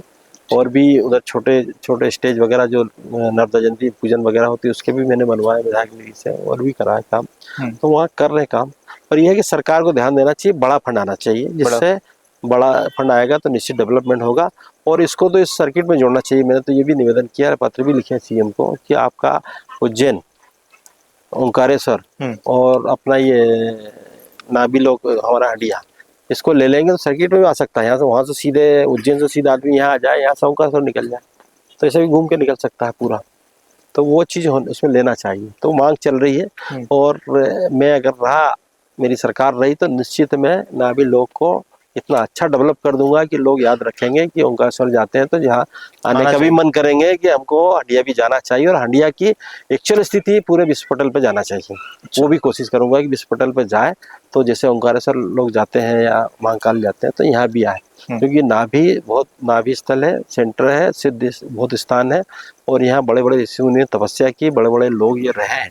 और हंडिया, ये मान के चलिए कि हंडिया में एक तेली की सराय है, आपको तेली की जानकारी है सराय कि तेली की नहीं सराय नहीं। के नाम से है यहाँ पे पहाड़ी में तेली की सराय है। तो तेली की सराय, वो सराय उस टाइम की सेना इधर से उधर वो होती थी, पलटन जाती थी जब सेना, तो यहाँ रुकती थी हंडिया में, जब मां नर्मदा को उस पार करना है। हाँ करना था तो यहाँ रुकती थी, और रुक के कई दिनों तक रुकते थे लोग यहाँ पे। अच्छा। सेनाएं रुकती थी यहाँ, आगे बढ़ना है तो उसका पड़ाव भी था यहाँ पे। तो वो भी बना हुआ, तेली की सराय बनी हुई पहाड़ी पे हमारे। एक अपना हिंडोलनाथ बाबा का मंदिर है वहाँ, ये है कि आपने मन्नत मांगी या कुछ मांगने गए तो निश्चित होता है। और वहाँ पहाड़ी है, पहाड़ी में अब तो मंदिर बना दिया लोगों ने, पर वहाँ एक पहाड़ी है, पहाड़ी में त्रिशूल अपने आप बनता है। अच्छा, हाँ, ये भी देखना आप है। सुबह देख के आओ या दिन में देख के आए कि यहाँ कुछ नहीं साफ है, तो दूसरे टाइम जाके आपको त्रिशूल मिल जाता है वहाँ बना हुआ, जो अच्छे लोग हैं, भक्त लोग हैं, उनको मिलता है। तो इस तरह से बनना चाहिए चीज तो। हाँ, ये सब चीज़ों को डेवलप होना चाहिए, जो दिख रहा है ऐतिहासिक चीज है, सब चीजें हैं। तो अच्छा, एक विरोध प्रदर्शन किया था आपने, वो गुल्लक वाला। अभी हाँ, हाँ, वो ये एक क्या था? गुल्लक वाला विरोध प्रदर्शन किया था कि हमने के खाली खजाना है, गुल्लक मतलब खाली दिखाया था उसको हमने कि खाली खजाना है। आप बजट बनाए जा रहे हैं, 4,38 करोड़ का बजट बनाया है आपने, और आप क्या, आपने देखा होगा इसी बजट सत्र में अनुपूरक बजट भी आया है 23,000 करोड़ का। बिल्कुल। तो आप 23,000 करोड़ का अनुपूरक बजट आ रहा है, और दूसरे दिन फिर आप आ रहा है कि उसको लोन भी ले रहा हूँ, लोन भी ले रहा हूँ। तो जब आपके पास पैसा ही नहीं है तो फिर बजट किस काम का? आप लोन लेके काम कर रहे हैं, और तो वो ठीक नहीं। तो खाली खजाना है आपका। हमने प्रदर्शन के माध्यम से ये बताया जनता को कि सरकार का खाली खजाना, सिर्फ बजट है, कागजों में दिख रहा है, और बाकी जमीन में कुछ भी नहीं है। और निश्चित ये बात भी उठाई, मैंने भी उठाई, मैंने बात यही रखी थी कि बजट में आपने 4,38 करोड़ ली, पर आपने खर्चा कितना किया ये तो बताएं। बजट का मतलब तो ये होता है कि जो खर्चा होता है, ठीक है ना। आपने 4,38,000 का ये प्रोजेक्टेड है, ये तो आपने बना लिया, पर आपका खर्चा देखे कई डिपार्टमेंटों के लैप्स हो जाते हैं, है ना। लैप्स राशि पूरी लैप्स हो जा रही है, या 50% खर्च हुई है, तो 50% ही हुई ना वो। तो आपने बजट में तो 100 रुपए का बनाया था, 50 रुपए खर्च हुए, तो 50 रुपए तो जबरदस्ती आपने कागज में दिखा दिया। वो चीजें नहीं होना चाहिए, एक्चुअल बजट बनना चाहिए। पिछले साल कितना खर्च हुआ उसके हिसाब से अपन यहाँ करें तो ज्यादा अच्छा है। नहीं तो पब्लिक को दिखाने के लिए हम 4,38 करोड़ का बजट हमारा हो गया, पर जमीन पे जाए तो कुछ भी नहीं है ना। उतना विकास तो दिखे 4,38,000 करोड़ का, और फिर उसको हर 3 महीने में अनुपूरक बजट दिया जा रहा है आपका, हर महीने लोन भी ले रहे हैं सरकार, लोन भी हर महीने ले रही है। तो वो चीजों को भी हमने उठाई थी सरकार से। अच्छा, ऐसा क्या बीजेपी ऐसी कहाँ पैसा खर्च कर रही है, ऐसी कौन सी योजना चला रही है जिससे सरकार को लोन लेना पड़? देखिए, मैं तो ये करूंगा कि सरकार पूरा का पूरा लोन पे चल रही है। नहीं, वो आप तो पता देखेंगे 2003 में 23,000 करोड़ था मध्य प्रदेश सरकार के ऊपर, और अभी आज देखो तो 4,85,000 करोड़ बजट से ज्यादा लोन है। 4,38 का बजट तो 4,85 करीब आपके ऊपर लोन है। तो आप 4,85,000 तो लोन लेकर रखा आपने। तो ये हम देखें अगर 20 साल 25 साल तो की सरकार मैं वही पूछा आपसे, तो कौन सी भाजपा के उसमें सिर्फ कंस्ट्रक्शन के काम होते हैं। आप देखेंगे रोड बन रही है, बिल्डिंगें बन रही है। तो कांग्रेस में तो वो भी नहीं थी विधायक जी। नहीं, देखिए अब उस समय की बात करो ना, समय की बात है ना। उस समय जो थी वो व्यवस्था तो थी ना। आज बिल्डिंग बना के छोड़ दी और उसमें डॉक्टर नहीं तो क्या काम की बिल्डिंग, स्कूल बना के छोड़ दिया, टीचर नहीं तो किस काम के। आप पहले टीचर भर्ती करो ना, टीचर भर्ती करना चाहिए पहले, पर टीचर भर्ती हो नहीं रहे, आपके रोजगार दे नहीं रहे आप। अभी कल ही रिजल्ट आया प्राथमिक शिक्षकों का, भाई कितना आया? हमारे यहाँ 32,000 प्राइवेट स्कूल है, 32,000, और हमारे यहाँ इसी इतने ही गवर्नमेंट के स्कूल है। गवर्नमेंट के स्कूलों में मिलेगा आपको एक शिक्षक, है ना, 5 क्लासें, 5वीं तक अगर प्राइमरी तो एक टीचर, 5 कभी कभी 8वीं तक भी एक टीचर में चल रही है। तो आप बताओ वहाँ चल रही है, और यहाँ एक प्राइवेट स्कूल वाला 8वीं तक 8 टीचर पढ़ा रहे हैं उसके। और प्राइवेट स्कूल नहीं हो तो आपकी एजुकेशन व्यवस्था ठप हो जाए वर्तमान में देखें तो वो चीज़ भी हमने रखी थी कि मैंने वो मेरे बजट में ये इसमें मैंने वो भी दिया है कि आपको प्राइवेट स्कूल, क्योंकि मैं प्राइवेट स्कूल चलाता हूँ तो मुझे मालूम आइडिया सब चीज़ें थे कि प्राइवेट स्कूल को अगर कभी आप थोड़ा सा भी सपोर्ट कर दें, आप उद्योग धंधे के लिए, उद्योग के खुलवाने के लिए उसको सब्सिडी भी देते हो, जमीन फ्री देते हो, लोन भी देते हो, है ना। स्कूल को इस टाइप की चीज़ें कोई सुविधा नहीं है। इसके बाद स्कूल वाला आपको व्यवस्था दे रहा है, और इसके बाद भी आपने 25% उसको आरटीई के बच्चे दे दिए। उसके पास 100 बच्चे अगर, तो 25 बच्चे तो फ्री पढ़ाना उसको। उसका मुश्किल से 4-5 हज़ार रुपये, 6 हज़ार रुपये सरकार देती है साल का, और जबकि एक बच्चे पे खर्चा हमने एवरेज निकाला था 42,000 रुपये खर्चा गवर्नमेंट का। उनके स्टाफ की सैलरी, उनकी बिल्डिंग, उनके जमीन और ये सब चीज़ों को टोटल के जोड़ो तो 42,000 रुपये खर्चा आता है। तो एक प्राइवेट वाले को 5,000 रुपये देते थे और बाकी बच्चों को फ्री पढ़ा रहा हूँ, और वही 5,000 भी 3-3 साल में देते हो। तो ये चीज़ें नहीं होना चाहिए, इसलिए शिक्षा का स्तर सुधारे, और चाहे प्राइवेट हो चाहे गवर्नमेंट हो, दोनों को आप सहयोग करते हुए और अच्छे से चलाएं, तो शिक्षा की हमारे यहाँ स्तर अच्छा हो जाएगा, तो निश्चित अपने देश का ऑटोमेटिक विकास हो जाएगा। और शिक्षा नहीं है इसलिए दिक्कत आती है। आपने देखा होगा सिटियों के लिए बजट खूब बनता, मेट्रो सिटी बना दी या मेट्रो ट्रेन चला दी, स्मार्ट सिटी बना दी। तो मैंने यही बोला उनको कि मैंने कहा आपने मेट्रो ट्रेन चलाई है, हाँ। एक आदमी हमारा, आदिवासी भाई हमारा जो जंगल में रहता है, उसने ट्रेन नहीं देखी आज तक कहीं। ऐसी स्थिति अभी हमारे मध्य प्रदेश में है, तो उसको ट्रेन तो दिखा दो, फिर आप मेट्रो ट्रेन चलाना तो ज्यादा अच्छा रहेगा। जिसने ट्रेन नहीं देखी, ट्रेन में नहीं बैठा, उसकी बात तो कर ही नहीं रहे आप जो मेट्रो ट्रेन में कौन बैठेगा? जो कार में घूम रहा है या स्कूटर में घूम रहा है वही बैठ के जाएगा ना, तो वो तो कहीं ना कहीं पहुंच ही रहा है शहर में। और पर ये जो ट्रेन नहीं देखी उसको तो दिखाओ। आपने स्मार्ट सिटी बना दी, स्मार्ट सिटी में 1 करोड़ का फ्लैट है, जो 50-60 लाख के में रह रहा है वो 1 करोड़ का लेकर रह लेगा, है ना, उसी को आपने बढ़ाया ना। ये जो इसका मकान नहीं है जिसके पास, उसको मकान तो बनवा दो आप। तो स्मार्ट सिटी का फंड, अगर उतना फंड अगर कभी गरीबों के मकान के लिए लग जाता ना, तो हमारा वैसी डेवलपमेंट हो जाता। पर उस तरफ नहीं ध्यान है। सरकार का ध्यान शहरों में रहता है, कभी शहरों में बढ़ाया जा रही है। आज देखो आरसीसी के जंगल खड़े हैं शहरों, है कि नहीं। कई जगह अब ये स्थिति हो गई कि मकान 4-4 मकान एक आदमी के हैं, लेके इन्वेस्ट करके पटक दिया, किराए से चला जाए, ये चीजें हो रही है। कई मकानों में ये है कि 2 आदमी रह रहे हैं, बड़े बड़े मकानों में रह रहे हैं, और एक आदमी जिसके पास मकान नहीं है आज, तो उनके लिए भी काम होना चाहिए। हमने ये भी रखा था कि हाँ भाई इनको मकान तो उपलब्ध कराओ, स्मार्ट सिटी की बजाय पहले इनको मकान उपलब्ध करा दो। और मकानों का भी रखा, आप बताओ, देखो मतलब काम चाय पीती रही है। हाँ, काम जो हो रहा है उसमें बहुत सारी चीजें सोचने की है, तो सोचते नहीं है। देखिए आप यहाँ शहरों में 2.5 लाख रुपए दे रहे हो प्रधानमंत्री आवास के, शहर में 2.5 लाख रुपए देते हैं, गाँव में देते 1,20,000। आप बताओ 1,20,000 रुपए में क्या होता है? मकान बन जाएगा क्या? एक कमरा भी नहीं बन पा रहा। एक बड़े फ्लैट में जाओगे तो 1,20,000 में एक बाथरूम नहीं बन रही है, अब उसको 1,20,000 रुपए दे रहे हो, और शहर में 2.5 लाख दे रहा हो, जबकि वो 1,20,000 वाले का पूरा सामान शहर में मिलता है। उसके सैनिटरी का सामान शहर में मिलेगा, उसकी सीमेंट शहर में मिलेगी, उसका सरिया शहर में मिलेगा, रेत शहर से ले जाना पड़ेगी, ये सब सामान लेके भाड़े से लगा के ले जाता वो, और 1,20,000 बनाने के लिए बोल रहा हूँ तो कैसे बनेगा? तो ये सब चीज़ों पर काम होना चाहिए। देश में ये सब चीज़ों पर काम नहीं हो रहा, तो इसलिए तकलीफें आ रही है। विडम्बना इस पे ध्यान नहीं दिया जा रहा। ठीक है, आप बीजेपी की इतनी थोड़ी सी बुराई कर दी आप। जी जी। थोड़ा राष्ट्रीय स्वयंसेवक संघ के कार्यक्रमों में जाते रहते हैं। नहीं, उधर नर्मदापुरम में आपने मोहन यादव की बड़ाई कर दी थी। वो देखो, वो मैं सैद्धांतिक आदमी हूँ, जो अच्छा चीज़ है वो अच्छी बोलना चाहिए, जो बुरी चीज़ है बुरी बोलना चाहिए, है ना। मैं कहीं ऐसा मेरा जो वो है सिद्धांत, आचार विचारधारा मेरी जो है कांग्रेस के साथ हूँ। मैं गया था नर्मदापुरम में, वहाँ उसमें मीट में औद्योगिक मीट थी वो, हाँ। उसमें गया था, उसमें बात हुई थी, तो पत्रकारों ने पूछा था कि इसका क्या मकसद है, आपके ये औद्योगिक मीट हो रही है संघवाद, इससे फायदा है नहीं है?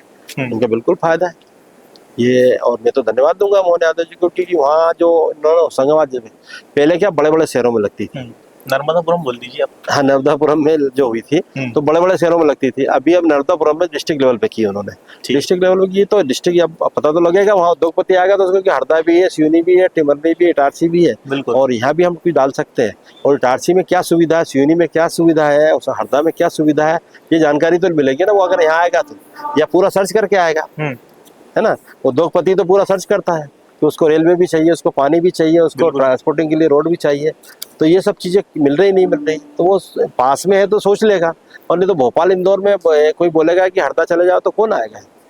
तो इसलिए हर डिस्ट्रिक्ट में होना चाहिए। गाँव समझते हैं लोग, गाँव समझते हैं, गाँव समझते हैं, वही तो बड़े बड़े उद्योगपति तो, कि मकसद नहीं है उनका कोई यहाँ काम करने का। आज हम देखें कि हरदा में हमारे पास सोयाबीन प्लांट 3-4 थे, वही बंद हो गया। अभी एक सोयाबीन प्लांट चल रहा है, बाकी कोई उद्योग धंधे ही नहीं है। छोटी छोटी इंडस्ट्री लगी हुई है, छोटे छोटे प्लांटों में, वो घरेलू इंडस्ट्री टाइप की है, बड़ी इंडस्ट्री कोई है ही नहीं, है ना। आपके यहाँ सिवनी मालवा भी थी हमारी इंडस्ट्री, तो सोयाबीन प्लांट था, वही बंद हो गया, वही बंद हो गया। तो अब ये बंद हो रहे हैं, तो कितने बेरोजगार हुए लोग। यहाँ 4 सोयाबीन प्लांट थे, बंद हो गए, तो बेरोजगार हो गए लोग। तो ये तो आपने क्या लाया रोजगार के लिए? यहाँ देखिए, मेरी सरकार ने, इसलिए मैं कुछ ला नहीं पा रहा हूँ।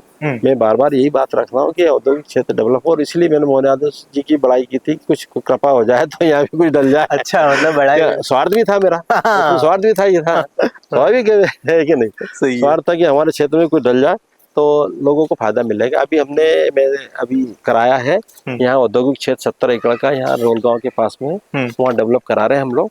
70 एकड़ का जो एरिया है उसमें नए प्लांट कटेंगे, और फूड इंडस्ट्री लाने के लिए प्लान कर रहा हूँ मैं। बार बार सरकार में वही बात कर रहा हूँ, पत्राचार भी कर रहा हूँ, सेक्रेटरी से मिल भी रहा हूँ, हम बता भी रहे हैं। हम उनको जमीन नहीं मिल रही थी, जमीनें बताई, कहीं कुछ बताई। एक यहाँ है, एक यहाँ रायबोर है गंजाल के किनारे, वहाँ भी निकाला कुछ एरिया जो सरकारी जमीनें थी। तो इस तरह से कर रहे हैं कोशिश कि यहाँ इंडस्ट्री आए, और अच्छा माहौल मिल चाहिए उद्योगपति को, अच्छा माहौल चाहिए, रेलवे चाहिए, रेलवे ट्रैक चाहिए, ट्रांसपोर्टिंग के लिए रोड अच्छे चाहिए, और पानी चाहिए। ये 2-3 चीज़ें जरूरी रहती हैं। तो वो चीज़ें है हमारे यहाँ संभावना, तो वो चीज़ भी करना चाह रहा हूँ। पूर्व के जो जनप्रतिनिधि रहे उन्होंने ये कोशिशें नहीं की, नहीं तो हो सकता था। हमारे यहाँ फूड इंडस्ट्री के लिए बहुत अच्छा माहौल है। हरदा का ये पूरा नर्मदापुरम संभाग ही पूरा, कि हम लोग सब तवा के डैम से सिंचित हैं, और उसका फायदा सबको मिल रहा है, तो फसल खूब हो रही, अच्छी हो रही। तो फूड इंडस्ट्री बहुत अच्छी लग सकती थी, पर काम नहीं हो रहा। तो अभी मैं लगा हूँ पीछे कि कोई काम हो, फूड इंडस्ट्री अच्छी आ जाए, और उद्योगपति आके अपनी इंडस्ट्री लगा तो ज़्यादा अच्छा रहेगा, तो उसका फायदा मिलेगा। आपने 2013 में चुनाव लड़ा और जीते जी, और 2023 में भी चुनाव लड़ा और जीते। तो 2013 के चुनाव, 2023 के चुनाव में क्या चुनौतियाँ थी? देखिए, 13 तो मेरा पहला चुनाव था, तो उसमें भी सभी चुनौतियाँ थी उस टाइम। तो मेरे को मोदी लहर थी। हाँ, मोदी लहर तो थी ही, मोदी लहर की चुनौती थी, पर बूथ से लगा के सभी जगह मुझे मेहनत थी, क्योंकि पहले चुनाव में बहुत सारी मेहनत लगती है, और बहुत सारी चीज़ें रहती है जो अपनी मालूम नहीं रहती, हमें भी मालूम नहीं, जनता को मालूम नहीं। तो वो सब संघर्ष किया, उसको संघर्ष करके निकाला 2023 में। तो जनता ने साथ दिया उस टाइम में भी, और अभी भी 23 में भी जनता ने साथ दिया मुझे। चुनौतियों की साथ तो जनता दे रही है। चुनौतियाँ क्या थी? कैसा चुनाव लड़ने में मजा, कैसे, मतलब कठिनाई कहाँ पे आई? कठिनाई ऐसा लगा कि यार ये अपना वीक पॉइंट, इसको अपने को तेज करना। जैसे 13 में चुनाव मैंने लड़ा, उस टाइम तो बताया कि अगर सरकार हमारी आती है, हमने बहुत सारी विकास की बात भी की थी, तो उसके बाद वो चीज़ें कराई भी मैंने।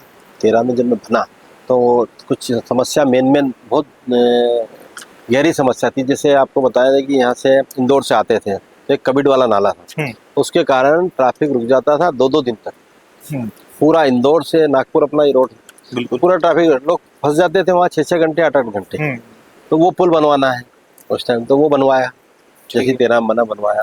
ये मगरदा रोड था 27 किलोमीटर 30 किलोमीटर का, उसमें चलने लायक नहीं था, उसकी हालत ये थी।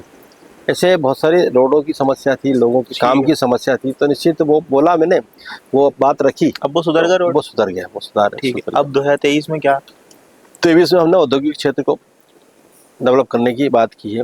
हमने बात की है, हाँ, अपनी बात की थी। जैसे चुनाव से पहले जब चुनाव लड़ते हैं तो हम लोग बात करते हैं, वादे करते हैं। तो वादे करने के बाद वो हमने लगे हैं, वो चीजें आ गई है, सरकार भी कर रही है। बता नहीं, जमीन तक सेलेक्ट हो गई है, उनका प्लान चल रहा है पूरा। उसको जमीन सेलेक्ट होने में इतने साल लग गए, अब तो 28-29 में चुनाव ही है। हाँ, नहीं, एक साल भर तो लगता ही है, साल भर तो सरकार को करस्पॉन्डेंस में लगता। जैसे हम पीछे लगने के बाद उन्होंने देखा कि जमीन आई है, यहाँ सर्वे कराया, जमीन देखे काम की है नहीं है, वो सब चीजें वो भी देखते हैं। तो वो देखने के बाद हो गई है, वो मतलब अप्रूवल आ गया उसका कि हाँ, ये 70 एकड़ पे यहाँ अपना इंडस्ट्री एरिया बनेगा। ठीक। ये अप्रूवल आ गया तो साल 1.5 साल तो लग ही जाता है किसी भी इस प्रोजेक्ट को लाने में। वो चीज़ें, रोड थी हमारे पास, ये यहाँ से मसनगांव से हंडिया एक सीधा रोड बाईपास खिड़किया तरफ से आने के लिए, तो वो रोड नहीं था, तो वो चल रहा है काम। ऐसे बहुत सारे रोड चल रहे हैं, रोड तो 30-32 रोड चल रहा है हमने, छोटे छोटे रोड। छोटे क्या था कि रोडों में हमको यहाँ से जाना सीधा, इधर जाना है। ये तो प्रधानमंत्री सड़क योजना के तहत बना है ना? प्रधानमंत्री नहीं, ये तो पीडब्ल्यूडी से कराए हैं। अच्छा, पीडब्ल्यूडी से कराया। प्रधानमंत्री का अलग क्राइटेरिया था, प्रधानमंत्री का तो गांव से गांव जोड़ने का रहता। ठीक है। उसका 500 की जनसंख्या तक का सीमित रहता उसका, कि वो ही बनाते हैं। अगर कोई गांव कहीं से जुड़ा नहीं है तो उसके लिए वो काम करते हैं। पीडब्ल्यूडी वाले सभी जगह काम करते हैं। ठीक, तो वो चीज़ें करते हैं। रोड का मैंने बताया ना, जैसे सीधे जाना है हमको, तो सीधे जाएंगे हमको 2 किलोमीटर पड़ेगा, और हम शहर में से घूम के पूरा फिर यहाँ आएंगे तो 10 किलोमीटर पड़ रहा है। तो ये ऐसे 2-2, 3-3 किलोमीटर के रोड है बहुत सारे, तो हमने वो चीज़ें भी कराई है, तो जिससे क्या है लोगों को ईजी हो, पेट्रोल डीजल बचेगा। आज अगर 10 किलोमीटर घूम के आओ तो डीजल पेट्रोल लगता है, वो चीज़ें बचेगी, टाइम बचेगा, शहर का में ट्रैफिक बढ़ेगा वो बचेगा। तो ये सब चीज़ों के लिए काम कर रहे हैं। बाईपास मैंने निकलाया, एक बाईपास यहाँ से निकाला सीधा तो खंडवा रोड निकल जाएगा, एक बाईपास वहाँ से सेंक्शन कराया छोटी हरदा से खंडवा रोड पे, तो वो 4 लेन से आके उतर के सीधा बाहर खंडवा रोड पे निकल जाएगा आदमी। एक यहाँ से फाटक के वहाँ से सीधा निकल जाएगा इधर। ठीक, तो इस तरह से शहर के काम, हित के काम कर रहे हैं। और क्या, अब मैं कुछ नाम बोलूंगा, उनको आपको एक सलाह देना है और एक उनके बारे में अच्छी बात बताना। डॉक्टर मोहन यादव जी, बताइए, एक सलाह दे दीजिए उन्हें और उनके बारे में एक अच्छी बात बता दीजिए। उनको मेरी एक ही सलाह है कि उनको एजुकेशन पे काम करना चाहिए। ठीक है, एजुकेशन पॉलिसी अच्छी बनाए जिससे हमारे प्रदेश का विकास होगा। ठीक है जी। और ये तो आपने उनको एक सलाह पॉजिटिव, हाँ सलाह दी। हाँ, अब एक पॉजिटिव बात है, एक पॉजिटिव बात, नेगेटिव बात। पॉजिटिव जो है, पॉजिटिव जो ना, पॉजिटिव उनके पास है, पॉजिटिव उनका ये है कि नेताओं को वो भी उठने नहीं दे रहे हैं, ये पॉजिटिव है। क्यों? कंट्रोल में रखते हैं। अच्छा, तो वो ज्यादा अच्छा है, क्योंकि नहीं तो क्या है 4-4 मुख्यमंत्री हो जाते हैं, फिर अपने अपने वो चलाते हैं और फिर उसका असर जनता तक आता, अधिकारियों पे आता, अधिकारियों से जनता तक आता। तो वो चीजें हैं कि कंट्रोल करके रखा उन्होंने। दिग्विजय सिंह जी को, दिग्विजय सिंह जी 10 साल मुख्यमंत्री रहे। एक सलाह दे दीजिए उन्हें। हाँ। और एक उनकी पॉजिटिव बात। अच्छा, उनकी पॉजिटिव बात ये थी कि वो कार्यकर्ताओं को पहचानते हैं, कार्यकर्ता को समझते हैं, कार्यकर्ता की बात सुनते हैं। वो आम आदमी की तरह रहे हमेशा। तो आज भी हम देखें कि हमारे मध्य प्रदेश में ब्लॉक लेवल तक के किसी न किसी आदमी को वो जानते हैं और नाम से बुला लेते हैं। अच्छा, ये बहुत अच्छी चीज़ है कि आज अगर देखें हम तो 700-800 ब्लॉक अगर कभी है तो उसमें लोगों को पकड़ लेते हैं, बुला लेते हैं, तो बड़ी चीज़ है।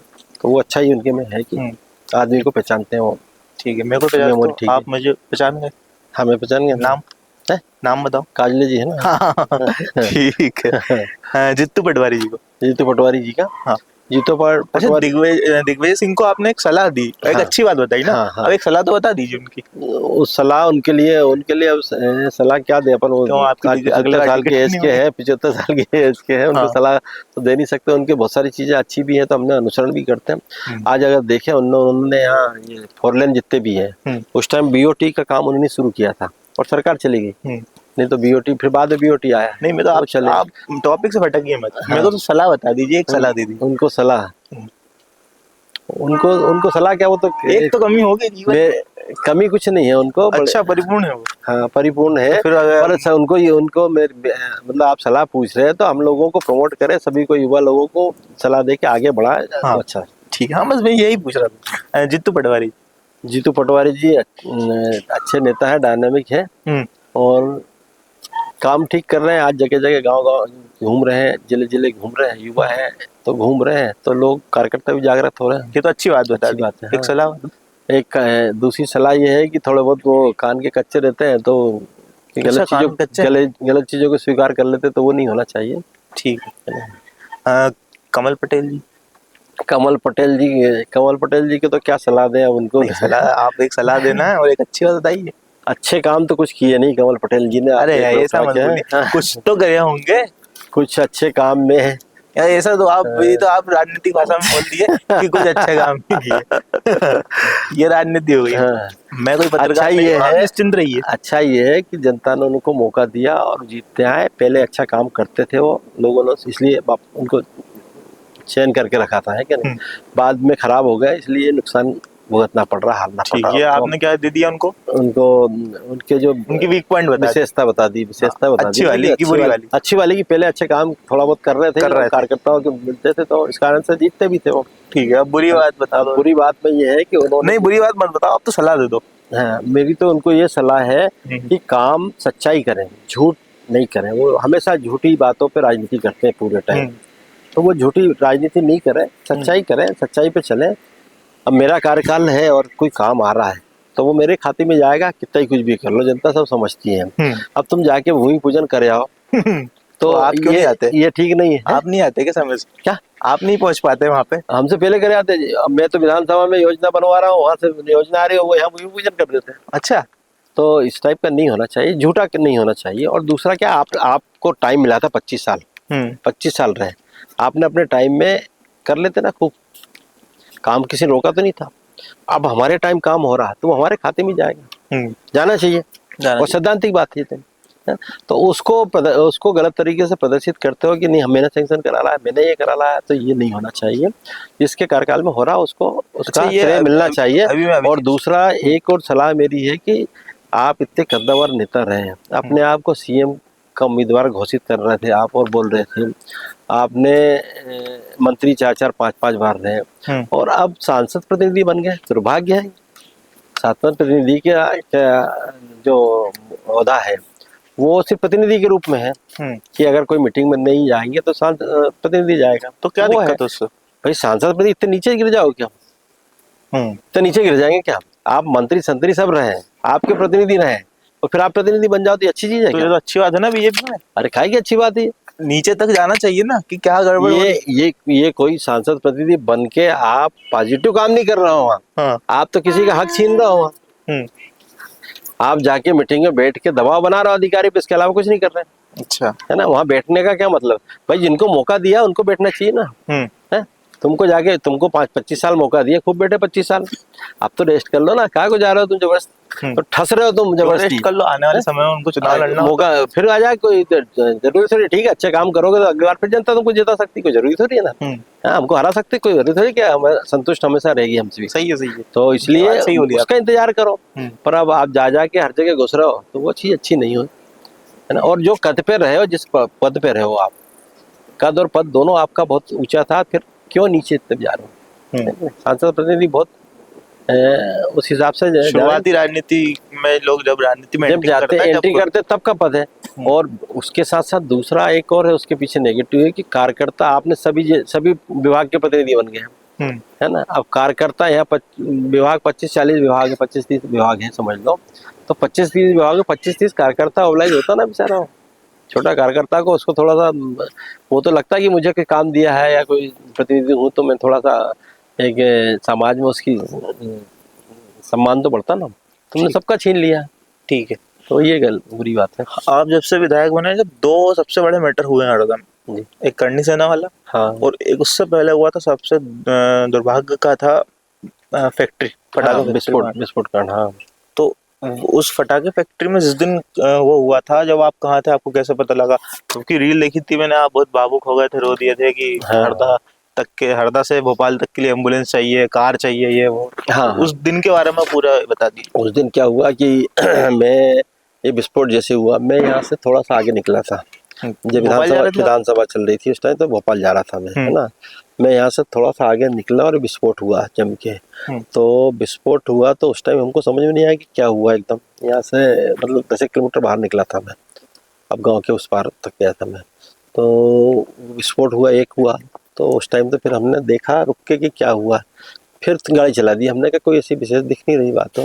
फिर थोड़ी गाड़ी आगे बढ़ाई हमने, थोड़ा बढ़ाया, और 10 मिनट बाद फिर एक बड़ा विस्फोट हुआ खूब जम के, और खूब धुआं निकला जम के। तो आपको आवाज फिर लगा हमको कि कुछ हुआ है। आवाज सुनाई दी? आवाज सुनाई दी। ये किसी का फोन आया था? नहीं, आवाज सुनाई दी थी, आवाज देखी थी हमने कि ये हुआ, काला धुआं निकल रहा। फिर हमने फोन लगाया, है ना, हमारे लोगों को यहाँ आसपास जो रह रहे थे, इधर के शहर के पास में थे, संजय अग्रवाल करके था उनने, तो वो उसने बताया कि यहाँ एक विस्फोट हो गया फटाखा फैक्ट्री में, और तुम कहाँ, जल्दी आ जाओ। तो मैं भाग के वापस आया तो वहाँ तो हाहाकार मचा हुआ था, वहाँ कोई घुस ही नहीं पा रहा था उस टाइम। परिस्थिति ऐसी हो गई थी, हम लोग आए तब भी ऐसा लग रहा था वहाँ कोई घुस नहीं पा रहा। तो ठीक, पुलिस घुसी, उनके साथ मैं भी घुस गया। घुस के हम लोगों ने बॉडियों को भी स्ट्रक्चर पर डाला, ले आया, अस्पताल ले गया, सब चीज़ें ले गया। अस्पताल ले गया तो वहाँ देखा कि जब बुरी हालत देख रहे थे सब पेशेंटों को देख के, तो घबराहट भी थी, सब चीज़ें थी, उस टाइम टेंशन भी था। तो उस टाइम एम्बुलेंस नहीं मिल रही थी।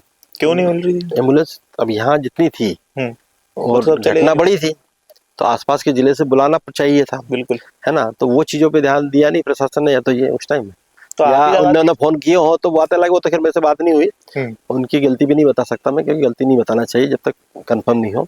पर ये हुआ कि आज तक कंफर्म नहीं हुआ क्या कि गलती किसकी? नहीं, गलती तो वो तो कंफर्म, घटना की गलतियां तो कंफर्म है। एम्बुलेंस का बता रहा हूँ, एम्बुलेंस जितनी थी हरदा की उतनी आ गई, तो पेशेंट ज्यादा थे। तो फिर वो उसमें मैंने कहा कि प्राइवेट गाड़ी है हम लोग, मैंने बोला कलेक्टर को बोला कि एक प्राइवेट गाड़ियां अपनी जितनी है जो लाके अगर कोई लाता है उसके साथ ही रवाना कर दो आप, ठीक है ना। जल्दी तो फटाफट तो पहुंचे लोग बाहर, तो इलाज हो जाएगा उसका। अपन एम्बुलेंस में भिजवाएंगे, जो सीरियस उसको एम्बुलेंस में भिजवा दो, जो थोड़ा बहुत कम ज्यादा यहाँ इलाज नहीं हो सकता उसको अपन वहाँ शिफ्ट कर दें। तो वो फिर अपील की थी मैंने जनता से कि प्राइवेट गाड़ियाँ तो आई थी गाड़ियाँ और भिजवाई थे, पेशेंट गए थे। तो उस टाइम यहाँ से खंडवा भी गए लोग, सभी तरफ फिर खोल दिया था कि कहीं भी जा सकते हैं, खंडवा जाना चाहे खंडवा चले जाए। तो खंडवा भी भिजवाया, कुछ भोपाल भिजवाया, कुछ इंदौर भिजवाया, ऐसे अलग अलग जगह सब भिजवाया था। बम की माला पहन के विधानसभा में पहुंच गए थे। विधानसभा में जब न्याय नहीं मिल रहा था, उन लोगों को न्याय मिलना चाहिए था। उनको देखो क्या हुआ था कि मुआवजा नहीं मिल रहा था, न कोई वो हो रहा था, कोई जवाबदारी नहीं ले रहे थे, किसी की जवाबदारी फिक्स नहीं हो रही थी। क्यों नहीं हो पा रही थी जवाबदारी फिक्स? भाई सरकार अपने ऊपर नहीं ले रही थी कि हम अगर जवाबदारी लेते तो सरकार के ऊपर आती है। आप यहाँ बैठे थे हाँ, तो वही तो हमने किया। जब नहीं ले रही थी तो हमने बम की माला पहन के और प्रदर्शन किया वहाँ कि भाई इनको न्याय दो, इनको पेमेंट मिलना चाहिए, फिर पैसे मिलना चाहिए, जो परिवार है। अब 15-13 लोग की जान चली गई तो उनको मुआवजा मिलना चाहिए। जिन लोगों के हाथ पैर ही खत्म हो गए, पूरा हाथ पैर ही चलने लायक नहीं है, विकलांगी वो पूरे जीवन उसका जाएगा, तो उसको कुछ मुआवजा मिले तो जिससे घर तो चल जाए उसका। किसी का हाथ ही चला गया, वो चीजें हो गई, तो वो मुआवजे के लिए मांग कर रहे थे हम लोग, और उसकी न्यायिक जांच हो।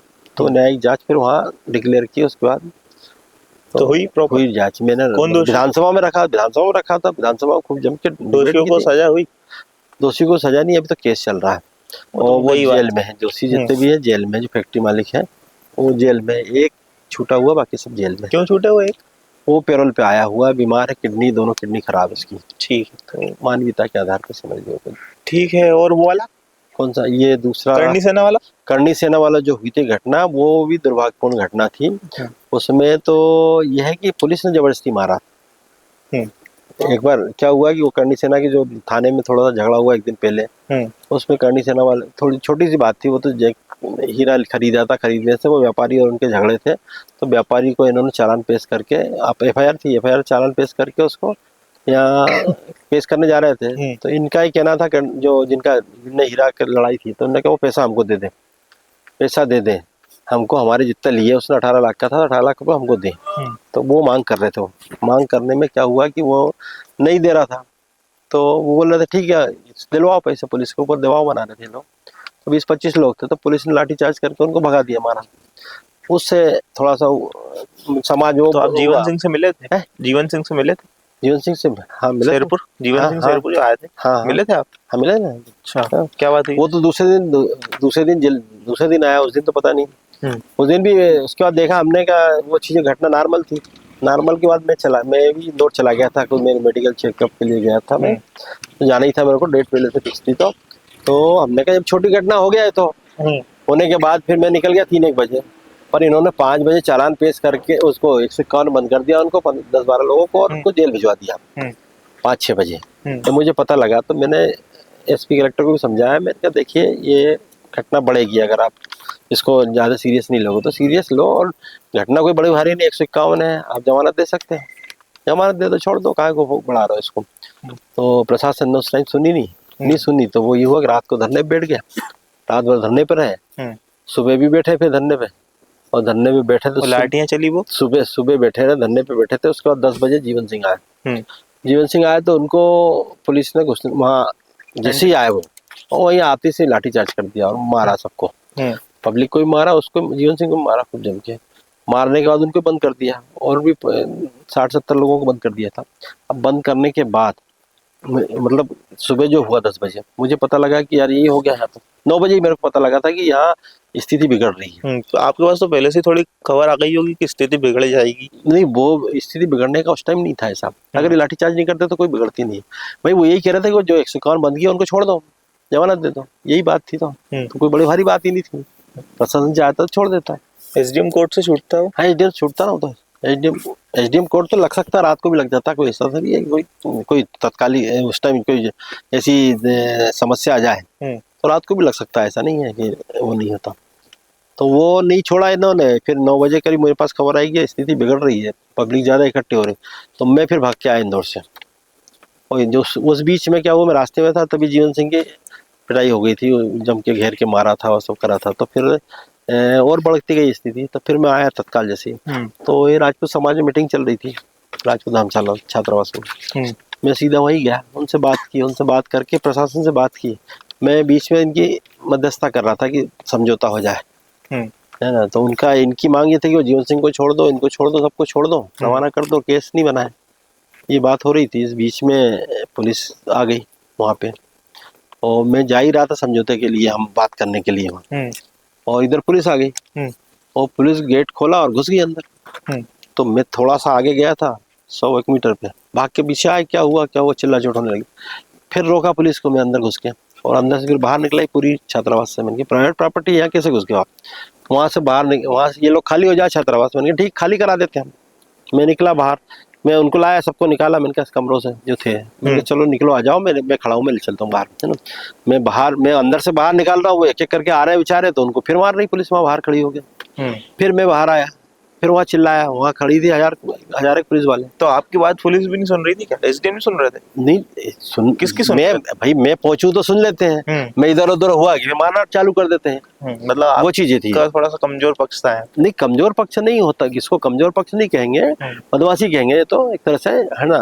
तो मैं बाहर निकला, उनको फिर रोका, मैं खड़ा हो गया सामने। मैंने कहा कोई नहीं बढ़ेगा आगे, है ना। और आगे कोई बढ़ा तो मेरी लाश में से गुजरोगे, ये मेरा सेंटेंस था उस टाइम। अच्छा। हाँ। तो वो पूरे के पूरे पुलिस को चिल्ला के बाहर पीछे किया और फिर इनको कहा कि सबको निकालो बाहर, और फिर सबको निकलाया, अपने अपने घर भिजवाया। वो एपिसोड था। ठीक है। क्या हरदा में कोई आईटी पार्क या स्टार्टअप जैसी जगह बन सकती है जहाँ से? बन सकती है, हरदा आईटी पार्क भी बन सकता है, क्योंकि यहाँ से 150 किलोमीटर सिर्फ इंदौर है। और अब 4 लेन बन जाएगा तो 2 घंटे का रास्ता। हम अगर बॉम्बे या दिल्ली या बेंगलोर का देखें। कब से बन रहा है 4 लेन? हाँ, 4 लेन ये चल रहा है काम, देखो साल 1.5 साल लगेगा। बन जाएगा इस साल 26? 1.5 साल, 1-1.5 साल लगेगा अभी, और 1-1.5 साल बाकी है। ये यहाँ तक कन्नौज तक तो हो गया। कन्नौज के बाद उधर का है, चालू हुआ काम अभी 6 महीने पहले चालू हुआ काम। और ये इधर अपना है, ये तो बैतूल से कन्नौज तक हो गया। सिवनी होशंगाबाद वाला 4 लेन अभी हुआ नहीं है, ये तो 2 लेन अभी हो रहा। 2 लेन हो रहा है, जो अभी टिमरनी तक हुआ है।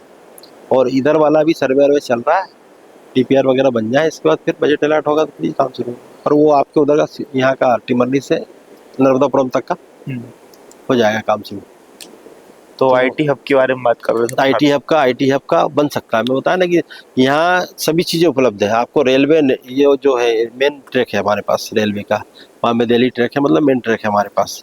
इटारसी से साउथ के लिए गाड़ियाँ बहुत सारी, तो सुविधा बहुत सारी है यहाँ, दिक्कत नहीं है। इसके बाद ट्रेन रुकेंगे। आपने कितनी रुकवाई? हमने ट्रेनें रुकवाई हैं, बहुत सारी ट्रेनें रुकी हैं। और दूसरा क्या होता है, ट्रेन के साथ एक थोड़ी समस्या आती है। ट्रेन में वो देखते हैं बजट, ट्रायल में रुकते हैं। तो ट्रायल में रुकी है, बीच में भी 4-5 ट्रेनें रुकी थी, पर उनके हिसाब से जो बजट आना चाहिए था वो नहीं आ पाता, फिर वो कैंसिल कर देते हैं। तो वो चीज़ें भी हो रही हैं। पर ठीक है, रुक रही है। अगर कभी बढ़ेगा, बिजनेस बढ़ता तो निश्चित रुकेगी ट्रेनें, तो ठीक है, उसमें कोई दिक्कत नहीं है। ट्रेन भी है हमारे यहाँ, नेशनल हाईवे हो गया आपका, नर्मदा जी का पानी भी है, पूरी उपलब्धता है, कोई दिक्कत है नहीं है। और कृषि प्रधान जिला है यहाँ, कृषि का तो पंजाब कहा जाता है, मिनी पंजाब कहा जाता है। बिल्कुल। तो ये चीजें हैं। तो यही समाप्त करते हैं। जी, बहुत अच्छा लगा आपसे बात करके। बहुत बहुत धन्यवाद।